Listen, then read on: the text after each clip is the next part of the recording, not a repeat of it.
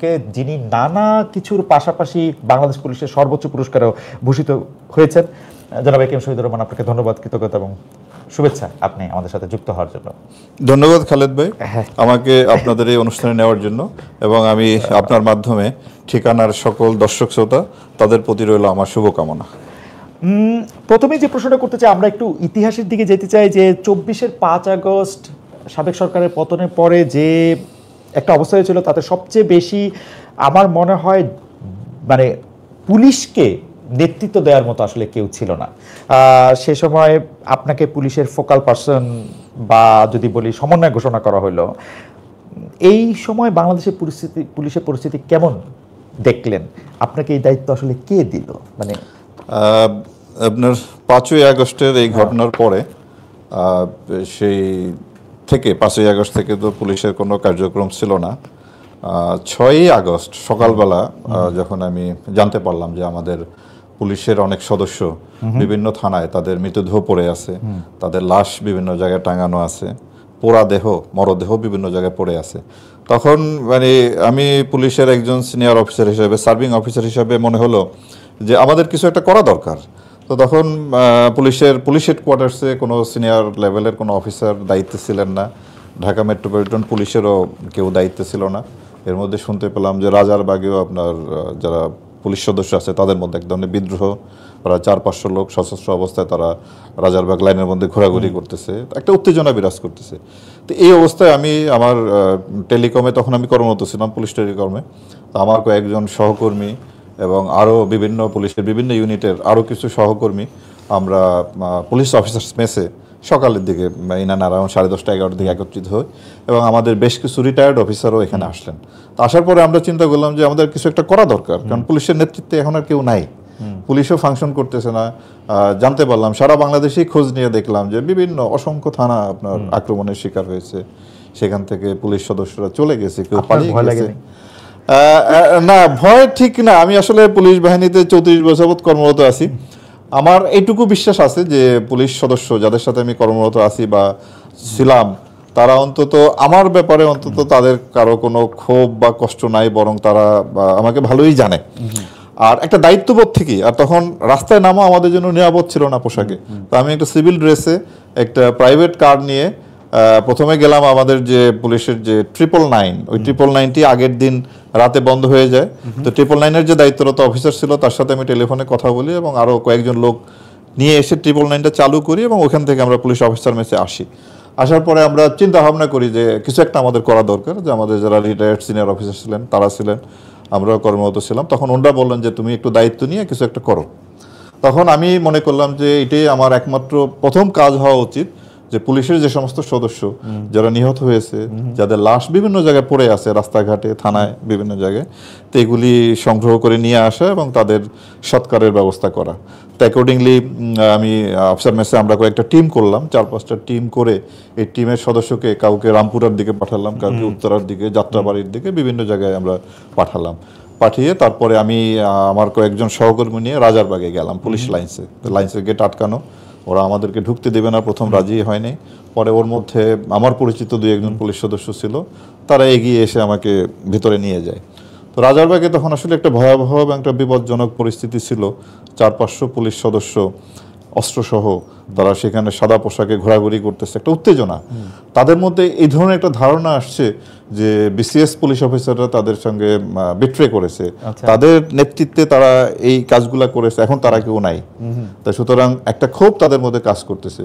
তখন আমি তাদের কাছে গেলাম, আমি তাদেরকে বললাম যে দেখো, পুলিশের যারা এতদিন নেতৃত্ব দিয়েছে আমি কিন্তু তাদের মধ্যে কেউ না, আমি এই পুলিশ টেলিকমের এই কাজে ব্যস্ত ছিলাম, এই ধরনের কোনো অপারেশনাল কাজে আমি জড়িত ছিলাম না। বাট আজকে তোমাদের এই বিপদে আমি আসছি এবং একটা উদ্দেশ্য নিয়ে আসছি, যে আমাদের যে সমস্ত পুলিশ সদস্য নিহত হয়েছে তাদের যে মৃতদেহ এগুলিকে সংগ্রহ করা এবং ধর্মীয় মতে সৎকারের ব্যবস্থা করা। তো তোমরা প্লিজ আমাকে হেল্প করো। তো তখন তারা আমার কথায়, তাদের মধ্যে যে ক্ষোভ কিছুটা প্রশমিত হয়।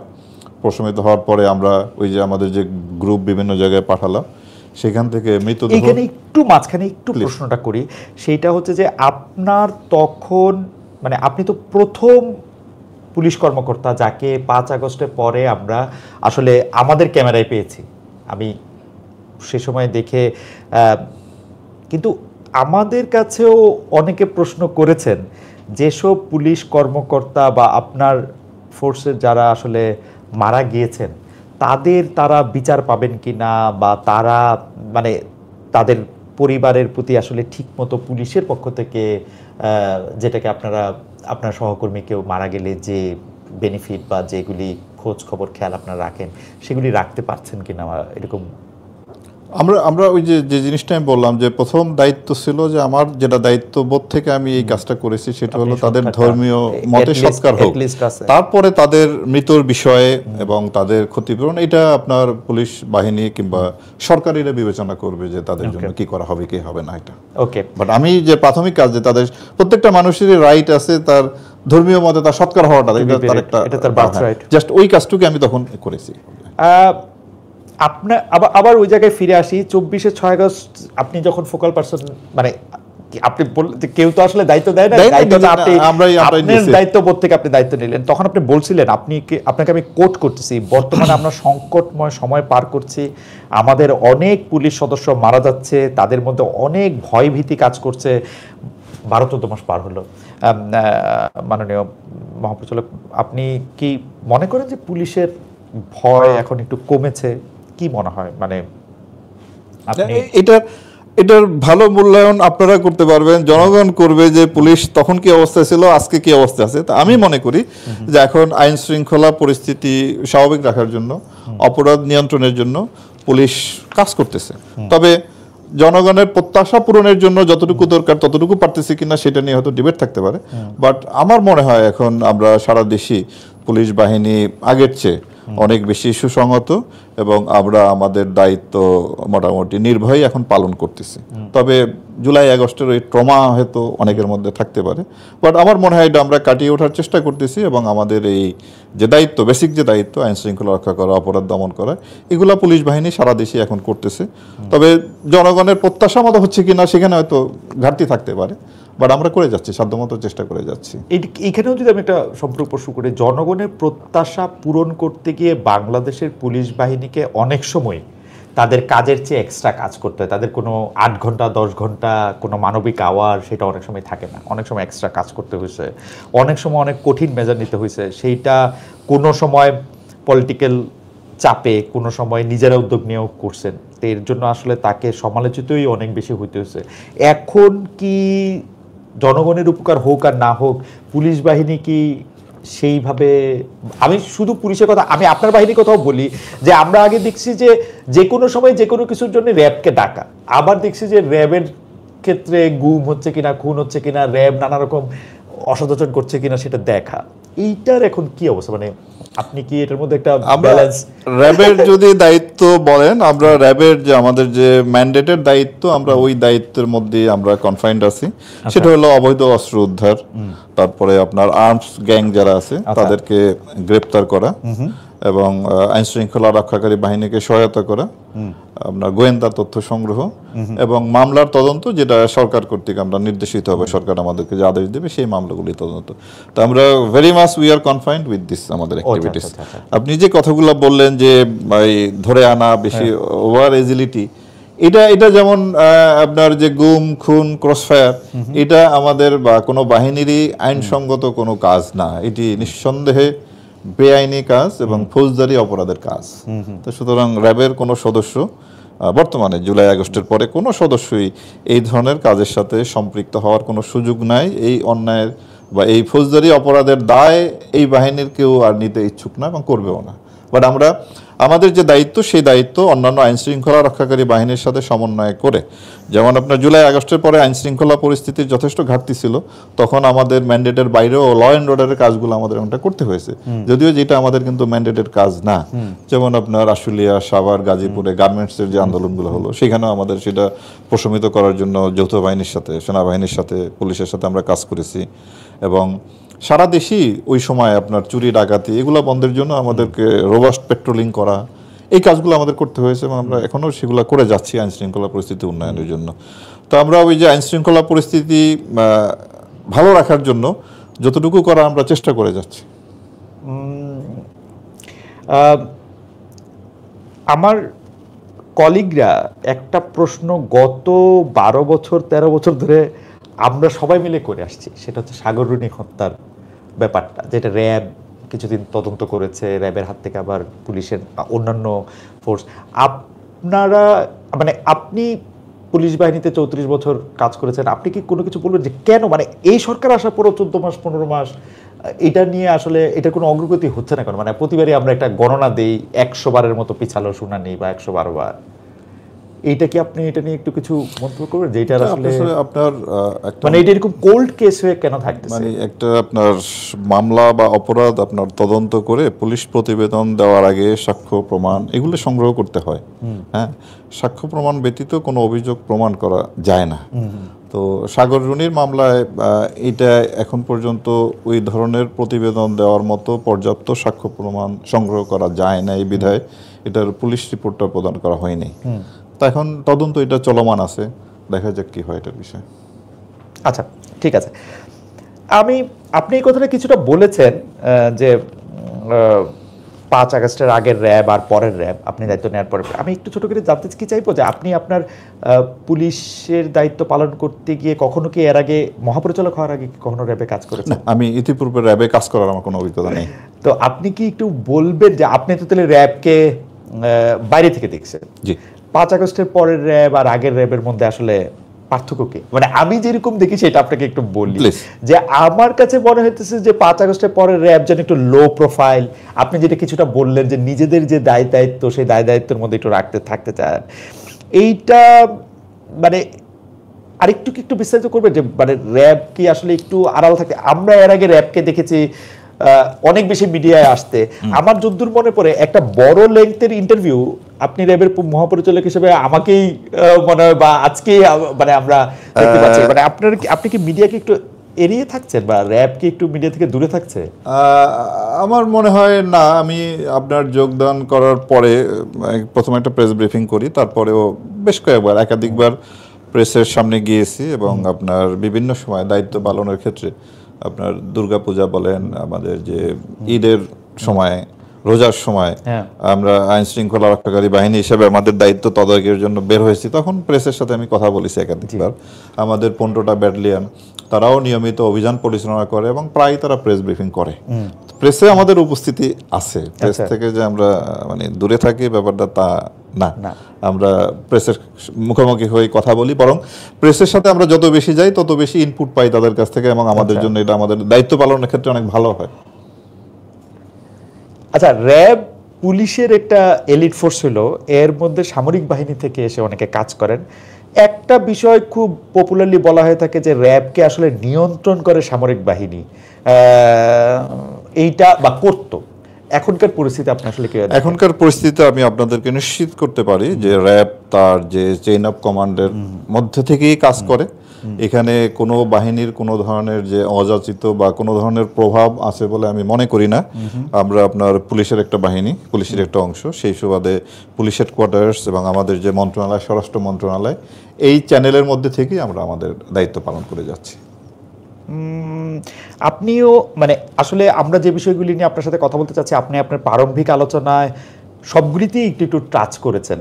তারপরে প্রশ্নটা করি যে গত 15 বছরের র্যাবের গুম খুন নিয়ে আমি আসলে বলতে চাই যে র্যাবের যখন প্রতিষ্ঠা হয়েছে তারপর থেকে র্যাব আসলে গুম খুন, এক্সট্রা জুডিশিয়াল কিলিং, ক্রসফায়ার যে নামে ডাকা হোক না কেন, নানা ধরনের এই মানে অনেকেই বলে থাকেন যে পুরো বাহিনীটি একটা দানবীয় বাহিনীতে পরিণত হয়েছিল।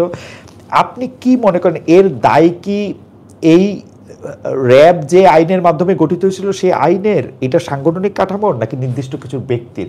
আপনাকে একটু এমনিও মনে করিয়ে দিতে চাই যে আমাদের বিখ্যাত লেখক হুমায়ুন আহমেদ তিনি কিন্তু একটি উপন্যাসই লিখে ফেলেছিলেন হলুদ হিমু কালো র্যাব নামে। আপনি কি একটু বলবেন যে এটা কি আসলে র্যাব যেই আইনে গঠিত হয়েছিল ওইটার প্রবলেম, কিছু লোকের প্রবলেম, আমাদের চাহিদার প্রবলেম না? মানে আপনার র্যাব যে আইনে গঠিত হয়েছে এপিবিএন অ্যাক্টের সংশোধনের মাধ্যমে, আইনের কোনো ত্রুটি আছে বলে আমি মনে করি না। আপনার গুম খুন ক্রসফায়ার যে কথাই বলেন না কেন, যে জন্য আজকে র্যাব এত সমালোচিত, র্যাবের বিরুদ্ধে ইউএস স্যাংশনও আছে এই কারণে। তো এই কাজগুলি কোনো বাহিনীর, আইন শৃঙ্খলা রক্ষাকারী কোনো বাহিনীর দায়িত্বের মধ্যে পড়ে না এগুলি আসলে একেবারে আপনার একটা ক্রিমিনাল অফেন্স। খুন করা, গুম করা, আটকে রাখা, কোথাও রংফুল কনফাইনমেন্ট, ফোর্সফুল ডিসঅ্যাপিয়ারেন্স, যাই বলি না কেন, এগুলো আপনার একেবারেই ফৌজদারি অপরাধ। এই অপরাধ কোনো বাহিনীর মানে আইনগত ঘাটতি কিংবা তার আইনের জ্ঞানের অভাবের জন্য সেই কাজগুলো করেছে, ব্যাপারটা আমার কাছে তা মনে হয় না। এগুলি ডেলিভারেটলি কোনো একটা উদ্দেশ্যে যারা করেছেন তাদের একটা উদ্দেশ্য ছিল, তারা হয়তো কারো দ্বারা নির্দেশিত হয়ে করেছেন বা তাদের ব্যক্তিগত সুযোগ সুবিধা লাভের জন্যই তারা মানুষকে খুন করেছেন, মানুষকে বছর পর বছর আপনার সকল আয়নাঘরে আটক রেখেছেন, যে আয়নাঘর বলো যেটা আমরা বলি, এখানে আটক রেখেছেন। এটা আইনের ত্রুটির জন্য না, এটা তার পেশাগত জ্ঞানের অভাবের জন্য হয়নি। এগুলি আমি মনে করি যে উদ্দেশ্যমূলকভাবেই এগুলি করা হয়েছে এবং এটা ফৌজদারি অপরাধে একটা অপরাধ এবং এই জন্য তাদের বিরুদ্ধে তদন্ত হয়ে এবং তাদের বিচারের সম্মুখীন হওয়া উচিত। জাতিসংঘ মানবাধিকার কার্যালয় থেকে মানে জুলাই আন্দোলন, গুম খুন ইত্যাদি নিয়ে তদন্ত করে র্যাব বিলুপ্ত করার সুপারিশ করা হয়েছিল। অনেকে আবার এটা বলে থাকেন, এই বিশেষ বাহিনী যদি একটু লো প্রোফাইলেই থাকে, যদি তার কাজের মধ্যে দিয়ে যদি থাকে, তাহলে আর এই বিশেষ বাহিনী থাকার আর দরকার কি? আপনি আবার মিডিয়ার সাথে কথা বলতে গিয়ে বলছেন, আপনাকে যদি উদ্ধৃত করি, যে আমরা এই মুহূর্তে আইন শৃঙ্খলা পরিস্থিতি নিয়ন্ত্রণে কাজ করছি, র্যাব বিলুপ্ত হবে কি না হবে এটা নিয়ে চিন্তা ভাবনা করছি না, এটা সরকার দেখবে। আমরা যদি প্রশ্নটা এরকম করি যে আসলে এই বাহিনীটা থাকা না থাকা একরকম কিনা, মানে আমার ওই উত্তর সেই একই হবে যে বাহিনী থাকবে কি না থাকবে এটা সর্বোচ্চ পর্যায়ের সিদ্ধান্ত হবে। তবে এই বাহিনী যতদিন আছে ততদিন পর্যন্ত আপনার তার উপরে যে অর্পিত দায়িত্ব, এটা আমরা আস্থার সাথে, নিষ্ঠার সাথে, সততার সাথে আমরা এই দায়িত্ব পালন করে যাব এবং আমরা মনে করি যে বর্তমান আইন শৃঙ্খলা পরিস্থিতি রক্ষায় কিংবা অপরাধ নিয়ন্ত্রণে রাখার জন্য আমাদের বাহিনী আপনার কাজ করে যাচ্ছে, তারা বিভিন্নভাবে কাজ করে যাচ্ছে। আমি যদি আপনাকে 5ই আগস্ট থেকে এই পর্যন্ত হিসাব দিই, আমাদের কাজে একটা ছোট হিসাব দিই, আমরা এই পর্যন্ত 19,343 জন লোককে আমরা বিভিন্নভাবে গ্রেপ্তার করেছি।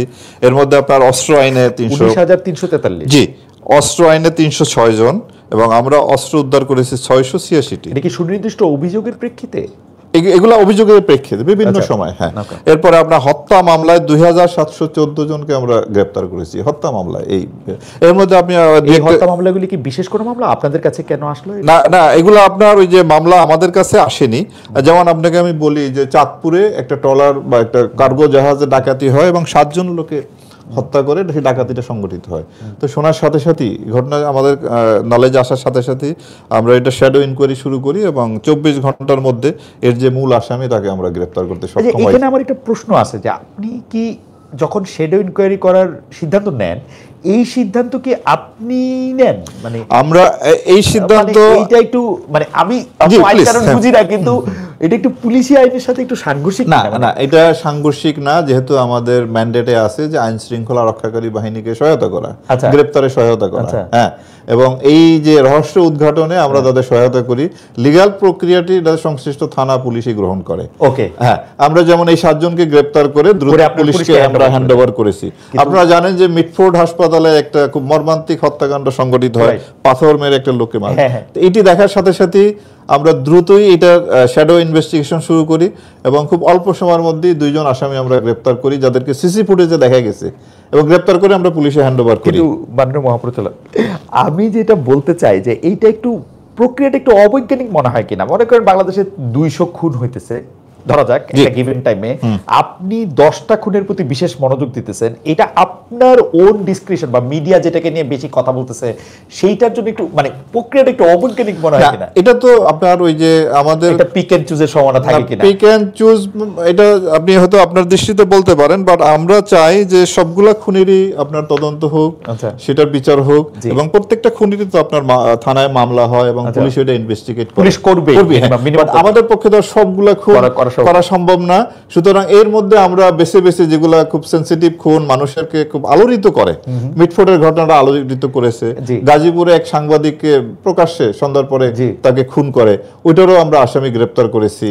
এরপরে আপনার যে বিভিন্ন সময় এই জায়গায় যদি আপনি আমাদের একটু আলোকিত করতেন, যে আপনি তো পৃথিবীর নানা জায়গায় কাজ করছেন, আসলে আপনার পড়াশোনা বিস্তর, পৃথিবীর উন্নত দেশগুলিতে এইটা কিরকম ভাবে হয়? ধরেন মানে থানারও তো একটা নিজস্ব সক্ষমতা আছে। আমরা কিন্তু সারাক্ষণই দেখতে থাকি এই পুলিশের জুরিসডিকশন নিয়ে কিন্তু পুলিশ খুব সেনসিটিভ থাকে, যে এটা আমার জুরিসডিকশন, ও তো এটার মধ্যে যেমন তো ওইটা তো এইটা সারা পৃথিবীতে কেমন, মানে র্যাবের মতো সারা পৃথিবীতেও আপনার এরকম এলিট বাহিনী আছে যারা নিয়মিত ভাই ওভারল্যাপিং আছে। আর আমাদের এখানেও যে জিনিসটা হয়, এখানে ওই জুরিসডিকশন নিয়ে আমাদের মধ্যে কোনো সমস্যা নাই।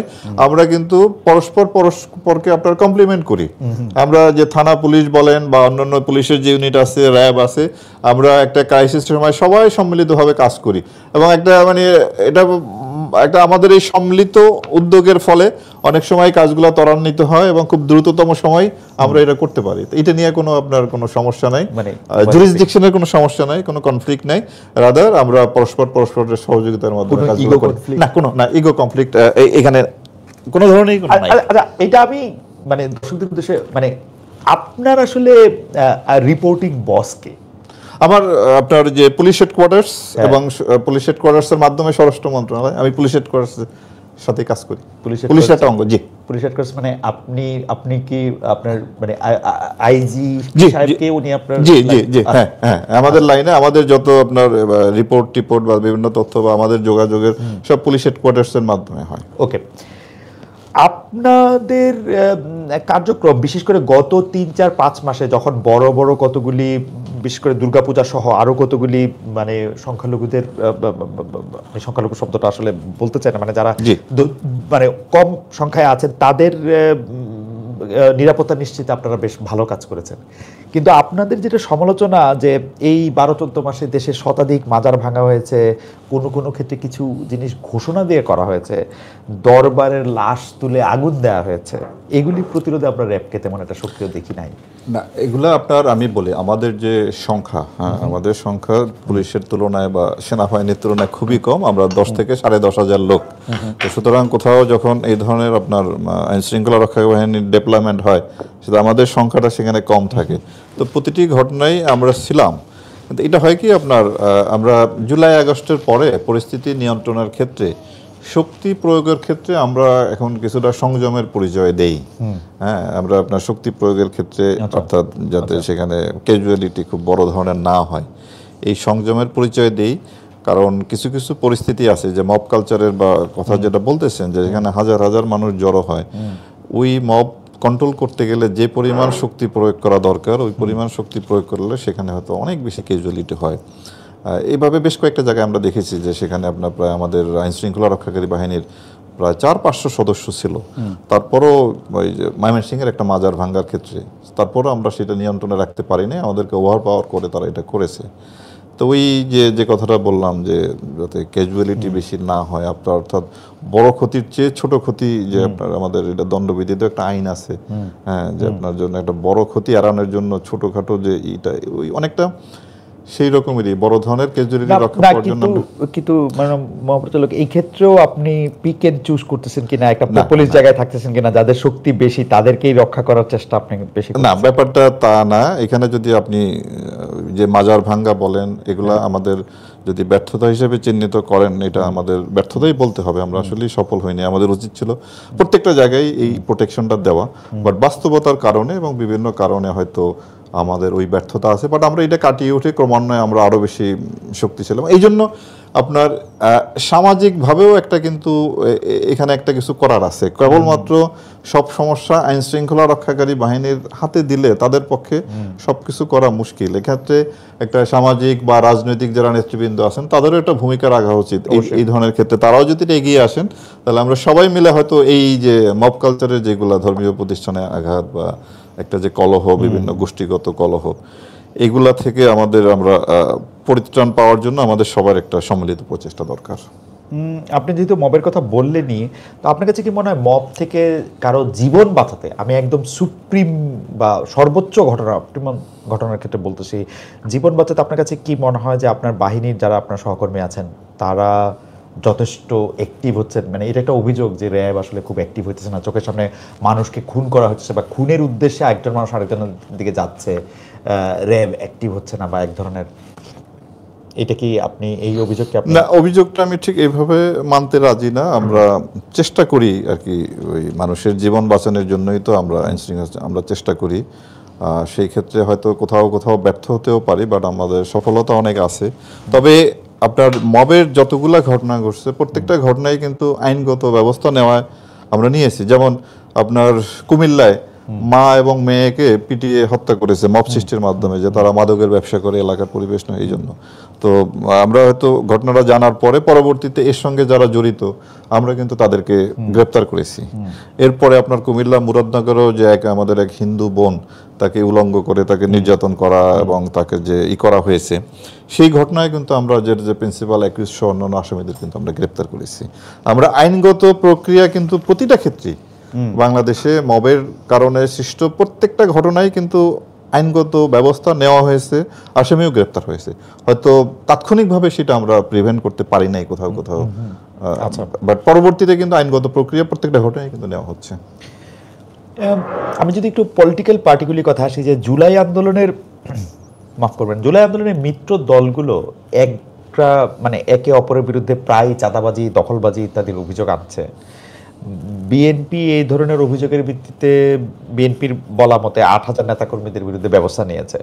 তাদের শীর্ষ নেতারা বলছেন যে সরকারে তো বিএনপি নাই, সেক্ষেত্রে দলীয় পরিচয় না দেখে প্রশাসন চাঁদাবাজ দখলবাজদের বিরুদ্ধে ব্যবস্থা কেন নিচ্ছে না, মানে র্যাব এটা নিয়ে কাজ করতেছে কিনা? কারণ অনেক জায়গায় আমরা অভিযোগ শুনতেছি যে বিএনপি পরিচয়ে, ধরেন আমি আপনাকে পার্সেন্টেজ বলি, আমি যেরকম শুনছি যে বিএনপির পরিচয় দিয়ে বা বিএনপির নেতাকর্মীরা 80% জায়গায় চাঁদাবাজি করতেছে, জামাতের নেতাকর্মীরা তার চেয়ে একটু কম করতেছে, ধরেন 10%, এনসিপির নেতাকর্মীরা করছে এরকম 5-7 ভাগ। তো আপনারা কি এইটাকে নজরে আনতেছেন, বিশেষ করে সাধারণ মানুষ যেখানে এফেক্টেড হতেছে চাঁদাবাজি? না, আপনার এই যে চাঁদাবাজি বলেন, দখলদারি বলেন, এটা যারা করে আমাদের কাছে তাদের রাজনৈতিক পরিচয়টা মুখ্য নয়। কে কোন দলের সেটা আমরা দেখি না, আমরা দেখি সে এটা অফেন্স হলো কিনা, ক্রিমিনাল অফেন্স হলে আমরা তাৎক্ষণিকভাবে আইন শৃঙ্খলা রক্ষাকারী বাহিনী সবাই মিলে আমরা সেখানে ব্যবস্থা নেই।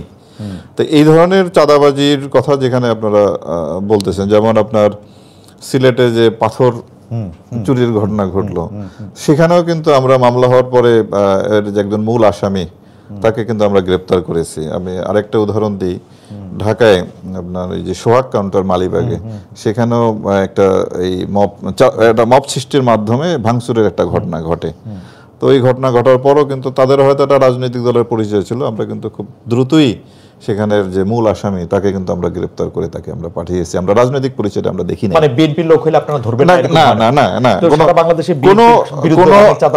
কোনো আপনার এই যে রাজনৈতিক পরিচয় আমাদের কাছে মুখ্য না। চাঁদাবাজির অভিযোগ আমরা কিন্তু ওই যে মামলা হওয়ার পরবর্তীতে আমরা ব্যবস্থাগুলো নিতে পারি আর কি, র্যাব যে সহায়তা আমরা করি। হ্যাঁ, তাৎক্ষণিকভাবে আমাদের হয়তো সংখ্যার কারণে এই যে প্রিভেন্টিভ অ্যাকশন আমাদের পক্ষে অতটা বেশি নেওয়া সম্ভব হয় না। বাট এই ধরনের যে আবারও আপনি যেটা বলছেন চুজান পিক, যাই বলেন না কেন, যেখানে দেখি যে এটা খুব সিরিয়াস টাইপের ঘটনা, যেখানে আপনার ওই যে রাজনৈতিক পরিচয় ব্যবহার করে যারা ঘটনা ঘটে, আমরা সেগুলা তাদের রাজনৈতিক পরিচয় আমাদের কাছে মুখ্য না। আমরা ওই ক্ষেত্রে আসামি গ্রেপ্তার অতীতেও করেছি, এখনো ভবিষ্যতে আমরা করব। ইভেন ধরা যাক ওরা যদি এনসিপি হয়, যে কোনো দলে, আমি আবারও বলি যে আমাদের কাছে ওই কিংস বা কুইন পার্টি বলে কোনো পার্টি নেই। আমরা একেবারেই র্যাব নিরপেক্ষভাবে আমরা আইনের দৃষ্টিতে, আইনের লেন্স দিয়ে আমরা দেখব এবং সেখানে এই ধরনের লোক আমরা গ্রেপ্তার করব। এবং এই জন্য আমাদেরকে, আমি আবারও বলি যে কোনো রকম তদবির বা চাপের মুখে পড়তে হয়নি। জামাত ইসলামী যে কোনো দল হোক না কেন, সে যদি অপরাধ করে অবশ্যই আমরা তাকে আইনের আওতায় আনবো। এই প্রশ্নটা নিশ্চয়ই এখন এইটা নিয়ে অনেক আলোচনা হতেছে যে অন্তর্বর্তী সরকারের সময় যে জুলাই হত্যাকাণ্ড হয়েছে, এর মধ্যে সামরিক বাহিনী যেসব সদস্যরা সিভিলিয়ান এইডে বিভিন্ন পোস্টিংয়ে বিভিন্ন সময় দায়িত্ব ছিলেন বা সামরিক বাহিনীর মধ্যে ছিলেন, যারা আসলে গুম খুন হত্যাকাণ্ড এগুলির সাথে জড়িত ছিলেন, এরকম 30 জন সামরিক কর্মকর্তার বিরুদ্ধে আসলে আইসিটি একটা মামলা হয়েছে। তাদের মধ্যে 15 জনকে আসলে গতকাল হাজির করা হয়েছে। তাদের মধ্যে কেউ কেউ এখন পর্যন্ত চাকরিতে ছিলেন। এই ঘটনাগুলিকে আসলে কেউ দেখেন, অনেকেই এটা এরকম বলতেছেন যে যারা বেশি দুষ্ট ছিলেন তারা পালিয়ে গেছেন, উনারা এত দুষ্ট ছিলেন না এবং উনারা মনে করেছেন যে আমরা অর্ডার তামিল করেছি মাত্র। এই উদ্যোগ এই বাহিনীগুলির উপর প্রভাব ফেলতে পারে বলে আপনি মনে করেন কিনা? না, এটা আসলে মানে এই প্রশ্নের উত্তর দেওয়ার মতো অবস্থানে হয়তো আমি নাই, বাট আমি এটুকু বলতে পারি যে আমাদের এই যে যারা হয়েছেন এর মধ্যে হয়তো পূর্বে র্যাবে চাকরি করছেন এমনও সদস্য আছেন। হ্যাঁ, তো আমি মনে করি যে এই কারণে আমাদের র্যাবের কোনো সদস্যের উপরে কোনো নেগেটিভ প্রভাব নাই, বরং আমরা মনে করি যে যাদের বিরুদ্ধে যদি কোনো তদন্তে অভিযোগ প্রমাণিত হয়, বিচারে যদি তাই অভিযোগ যদি প্রমাণিত হয়, তাহলে তাদের শাস্তি পাওয়াই উচিত। বরং এইগুলি আমাদেরকে, বিশেষ করে র্যাবের ক্ষেত্রে ভবিষ্যতে যে কারণে তাদেরকে শাস্তি দেওয়া হচ্ছে এই ধরনের কাজ হয়তো ভবিষ্যতে আমাদের লোক করতে দ্বিতীয়বার ভাববে, বরং এটা একটা ডেটারেন্স হিসাবে কাজ করবে। যদি আমরা আগের সরকারের সময় আমরা দেখছি যে জঙ্গিবাদ দমন শব্দগুলি আমরা অনেক বেশি দেখছি, এবং জঙ্গিবাদ দমনের ক্রেডিট আমরা এক এক সময় এক একটা বাহিনীকে খুব নিতে দেখছি, র্যাবকে নিতে দেখছি, পুলিশের আরও অন্য অন্য বাহিনীদের নিতে দেখছি। কিন্তু জুলাই মিত্রদের যারা ঘনিষ্ঠ আছেন তাদের একটা বড় নেগেটিভ হচ্ছে এরকম যে জঙ্গিদের এই ঘটনাগুলি আসলে নাটক আকারে সাজানো হয়েছিল। এটা নিয়ে আপনি আসলে কি বলবেন? আমরা কিন্তু বাংলাদেশে এরকম অনেক নাশকতামূলক ঘটনা দেখছি, হোলি আর্টিজান থেকে শুরু করে 64টা জেলায় একসাথে, 63টা জেলা আসলে মুন্সিগঞ্জ বাকি সবগুলি জেলায় একসাথে সাইমালটেনিয়াস বোমা হামলা দেখছি, আরও অনেক ধরনের এটা দেখছি। অতি সম্প্রতি আমরা দেখছি যে পাকিস্তান তালেবানে যোগ দিয়ে একজন বাংলাদেশ নিহত হয়েছে। মানে এইটা তো আমরা অস্বীকার করতে পারবো না। আপনি কি মনে করেন, এটা কি নাটক হয়েছে? আমি যে জঙ্গিবাদের যে ঘটনা আপনি বললেন, যে হোলি আর্টিজানের ঘটনা, শোলকিয়া যে ঈদের জামাতের ঘটনা, তারপরে জাপানিজ নাগরিক সে রংপুরে মারা গেল, ইতালিয়ান একজনকে ঢাকায় মারা, তো এগুলা প্রমাণ করে যে না, জঙ্গিবাদী তৎপরতা তখন ছিল। সুতরাং জঙ্গিবাদী তৎপরতা এটা যেমন সত্য, পাশাপাশি তখনকার সময় কিছু কিছু মামলা, যে আপনার বই পুস্তক সামান্য কিছু জিনিসপত্র দিয়েও জঙ্গির অনেক মামলা করা হয়েছে, তো এইগুলা সাক্ষ্য প্রমাণেও প্রমাণিত হচ্ছে না। সুতরাং এই বিষয়ে আমরা বলবো যে আমরা অতীতের ওই ঘটনাগুলির আলোকে আমরা ভবিষ্যতে এখন জঙ্গিবাদী তৎপরতা যাতে আমাদের বিস্তৃত লাভ করতে না পারে, এই জন্য আমাদের নজরদারি আছে। তা আমরা কোনোভাবেই ওই নাটক বা সাজানো কোনো কিছুর সাথে র্যাব জড়িত হবে না। মানে এই ধরনের কাজ আমরা নিশ্চয়ই আমরা করব না। ওকে, মানে কোনো কিছু এই যে সাজানো জিনিস আর এটা হবে না, যা কিছু ঘটছে সেটাকে যে আইনের বাইরে কোনো কাজ ইনশাআল্লাহ আমরা করব না। যে কর্মকাণ্ড নিষিদ্ধ আওয়ামী লীগের কিছু কিছু ঝটিকা মিছিল আমরা বা ছাত্রলীগের জায়গায় আমরা এটা দেখতে পাই, এই বিষয়ে সরকার থেকে আপনার উপরে বা আপনাদের উপরে কোনো নির্দেশনা আছে যে how to deal with it? না, আমাদের উপরে নির্দেশনা তো সবসময় একটাই, যে আইনানুগভাবে সবগুলো ব্যবস্থা নেওয়া আইনের আওতায়। সুতরাং এই যে ঝটিকা মিছিল, এটা আইন শৃঙ্খলা রক্ষাকারী বাহিনী যেহেতু নিষিদ্ধ ঘোষিত, তাদের মিছিল করাটা অন্যায়। এটা আইন শৃঙ্খলা রক্ষাকারী বাহিনী যেভাবে দেখে আমরাও ঠিক ওইভাবে একইভাবে দেখতেছি।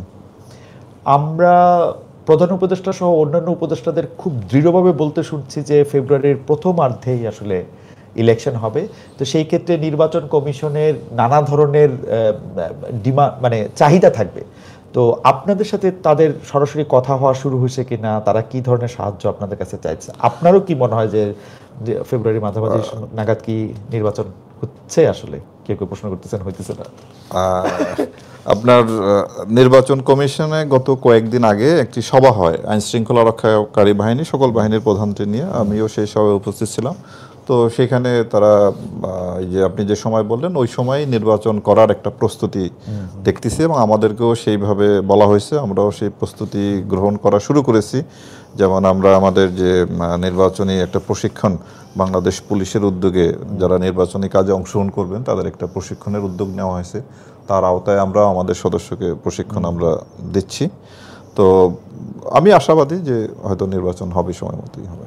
এই প্রশ্নটা একটু আপনাকে নিয়ে, যে আপনার স্বাভাবিক চাকরিকালীন সময় আপনার এখন অবসরে যাওয়ার কথা, কিন্তু সরকার আপনাকে বিশেষ দায়িত্ব দিয়ে চুক্তিভিত্তিক নিয়োগ দিয়ে রেখেছে।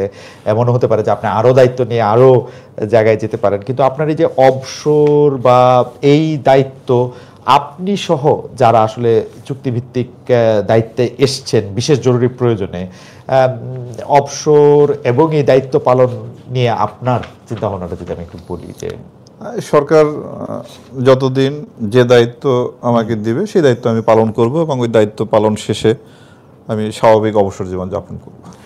আপনি কি পরিকল্পনা আছে অবসর পরে আপনি কি অবসর জীবন একেবারে পরিপূর্ণ অবসর জীবন বলতে যেটা বোঝায় সেটাই আমি না না না না কোনো ধরনের প্রশ্নই আসে না একেবারে পরিপূর্ণভাবেই অবসর জীবন যাপন করবে সাধারণ নাগরিক হিসেবে বাংলাদেশে যারা বড় কর্মকর্তা বা হয়ে রিটায়ার্ড করেন বা আলোচিত কর্মকর্তা হয়ে রিটায়ার্ড করেন তাদের আমরা অনেক সময় রাজনীতি বা অন্য কোনো দায়িত্বের ক্ষেত্রে আমরা দেখি না না এই ধরনের রাজনীতি করার কোনো ধরনের উচ্চাভিলাষ আমার নেই রাজনীতি করার কোনো ইচ্ছা অতীতেও কখনো ছিল না ভবিষ্যতেও নাই আমি আমার অবসর জীবন একেবারেই একজন সাধারণ নাগরিক হিসাবে যেভাবে অবসর জীবন যাপন করে সেইভাবেই আমি যাপন করব আমার এটা শেষ জায়গায় এই মানে এটা শেষ প্রশ্নই ছিল তারপরে শেষের পরে শেষ যে আপনি কি মনে করেন যে একটা দেশের স্বাভাবিক নাগরিকের সেফটি আপনি এই কথাটা কিছুটা একটা বলছেন যে শুধুমাত্র আইন শৃঙ্খলা বাহিনীতে এটা হওয়া সম্ভব না আমার একটা ছোট্ট জানার যে এটার জন্য নাগরিকদের আসলে কি করার আছে এর আগে আমরা দেখছি যে বড় বড় নাগরিক বিপর্যয়ের ক্ষেত্রে আইন শৃঙ্খলা বাহিনী কর্মকর্তাদের বা স্বরাষ্ট্রমন্ত্রীর অনেক কথায় আমরা অনেক আহত হয়েছি খোদ স্বরাষ্ট্রমন্ত্রী একজন বলছেন যে আল্লাহর মাল আল্লাহ নিয়ে গেছে প্রধানমন্ত্রী বলছেন আমি তো বেডরুমে নিরাপত্তা দিতে পারবো না আমার প্রশ্ন যে নাগরিকরা আসলে কি করবেন না মানে তো আপনার বাংলাদেশের আসলে আইন শৃঙ্খলা পরিস্থিতি নিয়ন্ত্রণে রাখা আসলে একটা চ্যালেঞ্জের বিষয় আমি একটা ছোট্ট একটা বিষয় আমি বলি আমাদের দেশে আপনার এই যে ঢাকা শহরে আপনারা দেখবেন যে কিশোর গ্যাং নামে বিভিন্ন ধরনের গ্যাং আছে মোহাম্মদপুর এলাকা একটা ক্রাইমের একটা হটস্পট তো আমরা প্রায়শই সেখানে অভিযান পরিচালনা করি যে আসামি গ্রেপ্তার করি এটা গ্রেপ্তার করতে গিয়ে দেখি 14-15 বছরের ছেলে শিশু যারা শিশু আইনের আওতায় শিশুর ইসে পড়ে 17-18 এই যে উঠতি বয়সের অনেক ছেলেরা এই সঙ্গে এই ধরনের অপরাধের সাথে জড়িত তা আমরা যদি আইন শৃঙ্খলা পরিস্থিতি ভালো রাখতে চাই তাহলে আমাদের যে জিনিসটা করতে হবে যে আপনার এদেরকে আমরা গ্রেপ্তার করে ঠিকই পাঠাই কিন্তু এই যে একটা কিশোর তার এই সময় স্কুল বা কলেজে থাকার কথা সে কেন ওই সামুরাই বা চাকু নিয়ে রাস্তায় ছিনতাই করে ছিনতাইটাকে সে কেন পেশা হিসেবে নেয় তো এইগুলোর জন্য সামাজিক গবেষণা দরকার এবং গবেষণার থেকে আমরা যদি এই যে একটা শিশু তাকে যদি ছোটোবেলা থেকেই তার যদি প্রাথমিক স্কুলে 5 বছর 6 বছর বয়স হলে তাকে যদি আমরা স্কুলে পাঠাতে পারি উচ্চ মাধ্যমিক মাধ্যমিক এই শিক্ষাগুলো শেষ করে সে স্বাভাবিক একটা কর্মে বা একটা জবে প্রবেশ করবে এই প্রসেসটা যদি আমরা শতভাগ নাগরিকের ক্ষেত্রে করতে পারলে দেখতেন যে আমাদের অপরাধের চিত্রটাই পাল্টিয়ে যেত আমি আপনার একটা উদাহরণ দিই একটা ইউরোপ বা উন্নত কোনো দেশের একজন মানুষ জন্মগ্রহণ থেকে মৃত্যু পর্যন্ত যে সমস্ত রাষ্ট্রীয় সুযোগ সুবিধা তার নাগরিক হিসেবে পায় আমরা যদি ওই সুযোগ সুবিধা যদি আমাদের দেশের নাগরিকরা যদি দিতে পারতাম তাহলে কিন্তু আমাদের অপরাধ চিত্র আমাদের অনেক কিছু অনেক পরিবর্তন হয়ে যেতে পারত বাট আনফর্চুনেটলি হয়তো আমরা সেই জায়গায় নাই এখানে আমাদের জোর দেওয়া দরকার আমাদের দেশের অনেক উন্নয়ন আমরা হয়তো ফিজিক্যালি দেখি সেই উন্নয়নের সুফল আমাদের এটা হয়তো গুটি কয় আপনার ওই যে যারা বড় বড় ব্যবসায়ী কালো টাকার মালিক তারপরে আপনার টাকা পাচার করে ঘুষ দুর্নীতি স্বজনপ্রীতি এই কারণে সম্পদের একটা সুষম বন্টন নাই তা নাহলে এই অর্থনৈতিক উন্নয়নের যদি কিছুটা অংশ আমাদের দেশের সাধারণ নাগরিকরা পেলেও হয়তো আমাদের দেশের অবস্থা কিছু পরিবর্তন করতো তা আমাদের এই বিষয়ে হয়তো নজর দেওয়া দরকার যে অপরাধের দিকে যাওয়ার যে উৎসমুখটা যদি আমরা বন্ধ করতে পারতাম তাহলে বাকি যারা আছে তাদেরকে আমরা আইনের আওতায় এনে এটা নিয়ন্ত্রণ করতে পারতাম আপনি এখনো দেখেন হাজার হাজার ছেলে আপনার Kamalapur rail station bus station Sadarghat আপনি যখন রাস্তায় গাড়ি নিয়ে যাবেন ডাইনামায় তাকালে দেখবেন যে ছোট ছোট শিশু কিশোর হাতে একটা প্লাস্টিকের একটা ব্যাগ নিয়ে নেশা করে একটা ড্যান্ডি নাকি বলে একটা যে ধরনের সলিউশন এই যে তারপরে বস্তিতে জন্মগ্রহণ করা একটা শিশু ছোটবেলা থেকেই সে অস্ত্রের ঝনঝনে মাদকের ঝনঝনের মধ্যে সে বড় হয় তা আমরা যদি এদিকে হাত দিতে পারতাম আমরা কেবলমাত্র এই 2 লক্ষ 2.5 লক্ষ বাহিনীর সদস্য দিয়ে অপরাধ একেবারে নির্মূল করে একটা সমাজকে খুব ভালো জায়গায় নিতে পারবো সেটা সুযোগটা কম যদি আমরা এদিকে যদি ফোকাস না করি এদিকে যদি আমরা হাত না দেই এদিকে যদি কিছু একটা না করি ধন্যবাদ কে এম শহীদুর রহমান আপনাকে অনেক অনেক ধন্যবাদ আমাদের সাথে অনেক দর্শক ছিলেন আমাদের সঙ্গে তারা নানা ধরনের প্রশ্ন করেছেন আপনাকে ধন্যবাদ দিয়েছেন এবং কেউ কেউ একটু সমালোচনা করেছেন র্যাব কখনো অপরাধ স্বীকার করবে কিনা আপনি নিজে আসলে র্যাবের র্যাবের মহাপরিচালক হয়ে আপনি আমার যদ্দূর মনে পড়ে আপনি বলেছিলেন অতীতের বাহিনীর কৃতকর্মের জন্য আপনি আসলে আমি দুঃখ প্রকাশ করেছি ক্ষমা প্রার্থনা করেছি এবং